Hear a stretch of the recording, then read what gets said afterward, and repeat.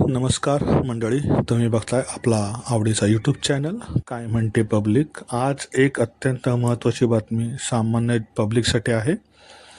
सगळ्यांनी लास्टपर्यंत हा व्हिडिओ बघा, कारण का ही बातमी सगळ्यांपर्यंत पोहोचणं खूप गरजेचं आहे. नुकतंच बॉम्बे हायकोर्टने बँक ऑफ बडोदाला 1.24 करोड रुपये जनतेला परत द्यायला सांगितलं आहे आणि HDFC बँकेला 38 लाख रुपये. आता हा स्कॅम लोकांसोबत काय झालं आहे ते ऐकूया. आता एक नवीन स्कॅम समोर आला आहे, जो ना OTP मागतो ना तुमचे कार्ड डिटेल मागतो. तो फक्त आणि फक्त तुमचा मोबाईल नंबर मागतो. ज्या स्कॅमचं नाव आहे सिम स्वॅप फ्रॉड.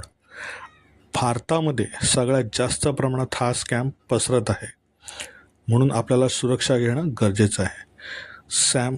स्कॅमर तुमचा नंबर कुठल्या तरी लिंक डेटाबेसमधून उचलतो आणि फेक ID घेऊन डुप्लिकेट सिम घेतो आणि थोड्या वेळाने तुमचा फोन पूर्णपणे डेड होतो. येणारे प्रत्येक तुमचे बँकेचे मॅसेजेस आणि UPIचे ट्रान्झॅक्शनचे मॅसेजेस आणि OTP हे सगळं त्याच्याकडे जातं आणि तो आपली असलेली जमापुंजी FD आणि UPI ट्रान्झॅक्शन करू शकतो. त्यामुळे तुम्ही सावध असणं गरजेचं आहे.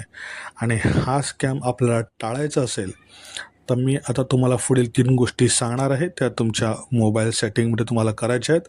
त्यासाठी पुढील व्हिडिओ नक्की बघा. नमस्कार.